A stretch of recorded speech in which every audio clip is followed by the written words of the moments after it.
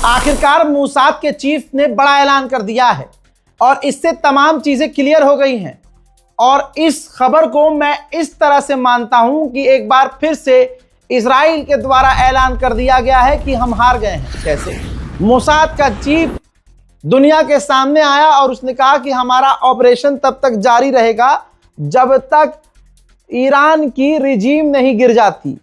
इसका मतलब यह है कि इजराइल कबूल कर रहा है कि इनका मकसद शुरू से ईरान की रिजीम को गिराना था, लेकिन रिजीम 40 दिन में भी ना गिरी और हार का ऐलान यूं किया जा रहा है कि हमारा मकसद रहेगा जारी और हमारा मकसद यही है रिजीम चेंज करना। यही डोनाल्ड ट्रंप ने पलटी मारी थी। इसी बात पर नेतन्याहू ने पलटी मारी थी कि नहीं हमारा मकसद रिजीम चेंज करना है ही नहीं। और आज मोसाद का चीफ कह रहा है कि हमारा मकसद रिजीम चेंज करना है। यानी 40 दिन में साम दाम दंड भेद का इस्तेमाल किया। पूरा अरब, पूरा अमेरिका, पूरा यूरोप अमेरिका इजराइल के साथ रहा, लेकिन पूरी दुनिया ने देखा एक अकेला ईरान सब पर भारी पड़ा। ऐसी ऐसी खबरें अब खुलकर आ रही हैं जिससे पता चल रहा है कि सिर्फ ईरान से हारा नहीं है अमेरिका, बल्कि अच्छे से नंगा किया गया है। ये देखिए, एक तस्वीर सैटेलाइट की सामने आई है जिसमें कुवैत के अंदर चिनूक अमेरिका का हेलीकॉप्टर और CH-57 सी स्टेशन हेलीकॉप्टर, यानी 2 अमेरिका के हेलीकॉप्टर रनवे पर कुवैत में हिट हुए थे, जिसे आज तक अमेरिका ने बताया ही नहीं। तो आप सोच सकते हैं कि जो बताया है वो तो ना के बराबर है, लेकिन जितना नुकसान हुआ है वो तो बताया ही नहीं अमेरिका ने। हजरात, यही तो वजह है कि तमाम अरब देश अंदर ही अंदर, मुंह से तो नहीं, अंदर ही अंदर ईरान का रौला मान रहे हैं। ईरान की ताकत उन्होंने देख ली है। इसी वजह से सऊदी अरब के विदेश मंत्री ने खुद ईरान को फोन किया। अब ओमान के विदेश मंत्री ने ईरान को खुद फोन किया और ईरान से बातचीत ठीक करने की कोशिश की है। उधर ईरान के समर्थन में एक लंबे समय के बाद देखा गया कि पाकिस्तान में जबरदस्त प्रदर्शन हुआ है। पाकिस्तान की आवाम सड़कों पर उतरकर ईरान को सपोर्ट कर रही है।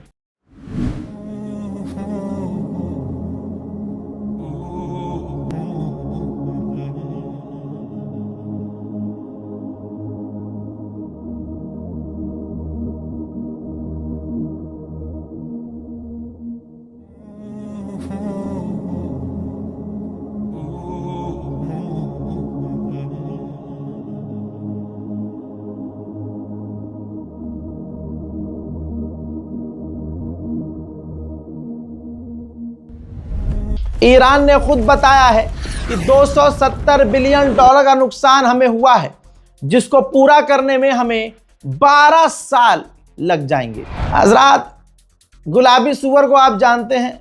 गुलाबी सुअर के नीचे एक और है भूरा सुअर। ये रहा भूरा सुअर। आज तक इस भूरे सुअर ने जो जो कहा है वो हुआ ही नहीं है। जैसे नेतन्याहू ने कहा वो हुआ नहीं, लेकिन इसने अब एक बार फिर से नया ऐलान किया है कि स्ट्रेट ऑफ हॉर्मुज को, पर्शियन गल्फ को अमेरिका कंट्रोल करेगा, खर्ग आइलैंड पर कब्जा करेगा और उसको भी हम चलाएंगे और ईरान के बैलिस्टिक मिसाइल प्रोग्राम को बंद कर देंगे।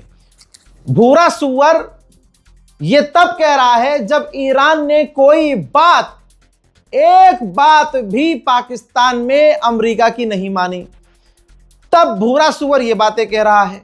और अब ये जब ईरान के ऑफिशियल्स को सुनाई देगा कि भूरा सुअर ये कह रहा है अमेरिकी चैनल पर बैठकर, तो 2 दिन बाद जो पाकिस्तान से डायरेक्ट बातचीत होने की बात चल रही है, उसमें फिर ईरान का तेवर क्या होगा। हैदराबाद में जो ईरान की एम्बेसी है भाई, वो नंबर 1 खेल रही है, आपको बता चुका हूं मीम्स में भाई। अब उसने क्या जबरदस्त डायलॉग मारा है कि straight of Hormuz social media थोड़ी है कि अगर किसी ने तुम्हें ब्लॉक कर दिया है तो तुम पलट कर उसे ही ब्लॉक कर दो। हजरात, मैंने शुरुआत में जब तुर्की को सपोर्ट किया था 4-5 साल पहले, उसके बाद धीरे धीरे मुझे समझ में आ गया था, क्योंकि जो इंसान जिस सब्जेक्ट में पढ़ता है और जिस सब्जेक्ट में वो अच्छा हो जाता है, उसे पता हो जाता है कि भाई इसकी असलियत क्या है। अब आदमी जो 6 साल से मिडिल ईस्ट में घुसा रहा हो, उसको रजब तैयब एर्दोगान की असलियत पता नहीं होगी। तो यहां मैंने उम्मत को वार्न कर दिया था कि भाई ये सिर्फ भौंकेगा, एर्दोगान करेगा कुछ नहीं। वही हुआ, आज तक एर्दोगान ने कुछ नहीं किया। बातें बड़ी बड़ी, क्योंकि एर्तुगरुल गाजी नाम का सीरियल बना दिया था इन्होंने। सीरियल बनाकर पूरी दुनिया के दिलों में ये डाल दिया कि भाई इस्लाम का रहबर और इस्लाम का बानी, इस्लाम को बचाने वाला सिर्फ एक है, एर्तुगरुल गाजी। एर्तुगरुल गाजी कौन? यानी तुर्की। तुर्की कौन? यानी रजब तैयब एर्दोगान। रजब तैयब एर्दोगान कौन? यानी वो 70 साल का बुड्ढा एर्तुगरुल गाजी, जो असलियत में सिर्फ और सिर्फ कुर्दोगलू है और कुछ नहीं। सामने कुछ और, पीछे कुछ और।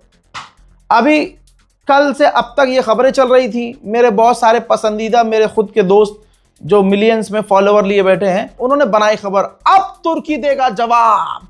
अब तुर्की ने कह दिया कि अब हम बजाएंगे इजराइल को, और अगर अब ईरान पर हमला किया, अब तुर्की घुसेगा इस जंग में और इजराइल के अंदर घुसकर इजराइल को तबाह करेगा।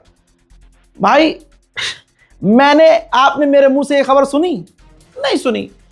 मैं एक ऐसा इंसान हूं और हमारी टीम एक ऐसी टीम है, भाई बड़े बड़े अखबारों में खबर छप जाए, जब तक हम खुद वेरीफाई नहीं कर लेते अलग से अपने सोर्स से, मैच नहीं कर लेते बातें, तब तक मैं खबर आपको देता ही नहीं। क्या हुआ जरा ये देखिए। तुर्की ने कुछ बयान जारी किया है और नीचे आप देखिए 3 बड़े बड़े चैनल हैं। टेलीग्राफ ब्रिटेन का सबसे बड़ा अखबार, न्यूज 18 और गोदी मीडिया के ये दोनों चैनल, न्यूज 18 और हिंदुस्तान टाइम्स। तुर्की को भाई गवर्नमेंट के द्वारा, तुर्की की गवर्नमेंट के द्वारा ये पोस्ट करना पड़ा कि जो खबरें चलाई जा रही हैं कि हम इजराइल के अंदर घुसेंगे, एर्दोगान ने कहा है। और एर्दोगान ने, यानी रजब तैयब एर्दोगान ने इजराइल को धमकी दी है। ये झूठ खबर है, ये फेक न्यूज है। समझे? दोनों चीजें आप समझ लो।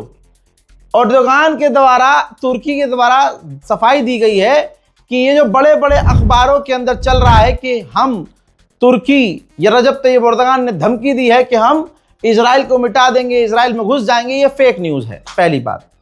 दूसरी बात ये भी क्लियर हो गई, एर्दोगान के पिछवाड़े में इतना दम ही नहीं है।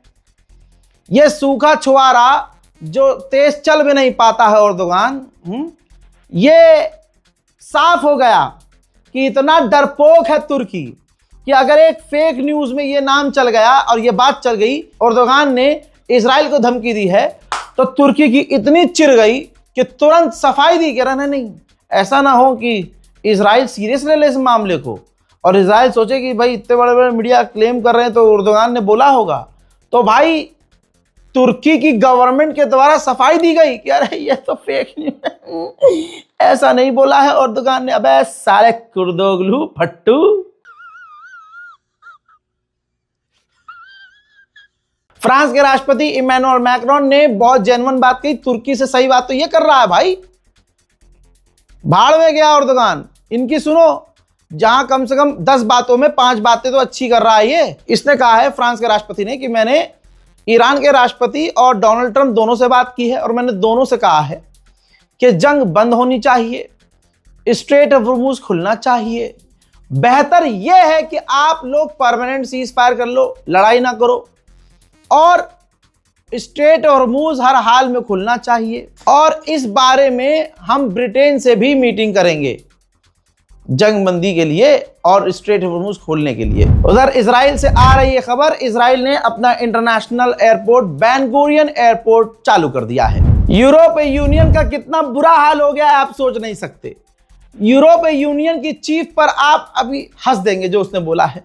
यूरोपीय यूनियन की चीफ इस बुढ़िया ने कहा है, आपके लिए सबसे बढ़िया ऑप्शन यह है कि आप बिजली बचाने के लिए बिजली इस्तेमाल मत करो, आप घर के अंदर रहो, डीजल पेट्रोल का इस्तेमाल मत करो, घर के अंदर से काम करो, गाड़ी मत चलाओ। बिजली अगर महंगी पड़ रही है तो बिजली का इस्तेमाल करना बंद कर दो। हंसी आ गई? आपको क्या लगता है सिर्फ हमारे मोदी जी ऐसे बयान दे सकते हैं? हमारी देश की जो भारतीय जनता पार्टी है उसके नेता ऐसे बयान लाला जो जीत नहीं पाते वो ऐसी ही बातें करते हैं। ज्यादातर ब्रिटेन, जर्मन और ब्रिटिश लोगों का ये मानना है, ये पब्लिक सर्वे हुआ है, जर्मनी, ब्रिटिश और फ्रांस के लोगों का मानना है कि डोनाल्ड ट्रंप एक तानाशाह है, डिक्टेटर है। मेरे दोस्तों, इसके अलावा अरब अभी भी इमेज डैमेज कंट्रोल में लगे हुए हैं। अब कुवैत ने एक पत्रकार को गिरफ्तार कर लिया है, अरबी पत्रकार है। गिरफ्तार क्यों किया? क्योंकि उसने जंग के दौरान खबरें छापी, खबरें लिखी और दुनिया को बताया कि कुवैत में मिसाइलें गिरी हैं और ये रहा नुकसान। ईरान के लिए हक बातें लिखी। अरब कैसे बर्दाश्त करेगा भाई? गिरफ्तार कर लिया है पत्रकार को। ब्रिटेन का एक और टॉप लीडिंग अखबार इंडिपेंडेंट, साफ लिखा है, फुल स्क्रीन पर लगा रहा हूं ताकि अंधा भी पढ़ ले। और जो मेजर गौरव आर्या, मेरे मूत का मेजर जो है, जी हाँ, जिसने कोई जंग नहीं लड़ी सुअर ने, वो कह रहा है कि इजराइल हमारा बाप है। दुनिया इस पर और हंस रही है। हमारे प्यारे भारत का अपमान हो रहा है साले के आड़े टेढ़े बयान से। ये अब बता दूं कि अपने बाप के अखबार को जरा देख लो।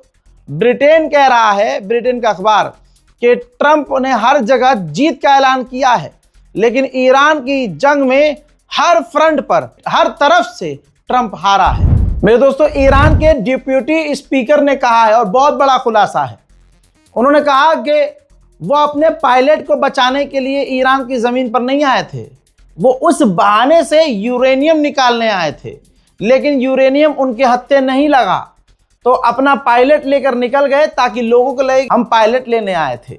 वरना इतने बिलियंस ऑफ डॉलर, सोचिए दोस्तों, कोई क्या ही खर्च करेगा। अमेरिका तो सबसे पहले अपने लोगों को छोड़ देता, हाँ उसे मरवा देता है, खुद ही मरवा देता है कि क्या इतने पैसे खर्च करने, लेकिन ना, बिलियंस ऑफ डॉलर खर्च करे अपने एक पायलट को बचाने के लिए। ईरान ने अब साफ कह दिया है, पायलट नहीं बचाना था, उनको हमारा यूरेनियम जमीन में ढूंढना था। उधर दोस्तों बड़ी खबर है गल्फ ऑफ ओमान में, ध्यान से सुनिए। गल्फ ऑफ ओमान में एक टैंकर पर कोई चीज हिट हुई है, मिसाइल है या ड्रोन कंफर्म नहीं है, लेकिन टैंकर में आग लग गई है। यह काम किसका है अभी तक क्लियर नहीं है। फिलहाल के इस रिपोर्ट में इतना ही। इस रिपोर्ट को शेयर कीजिएगा, इंतजार कीजिएगा अगले अपडेट का। पूरी रात अपडेट दे रहा हूं और पूरी रात अपडेट देता रहूंगा। जय हिंद।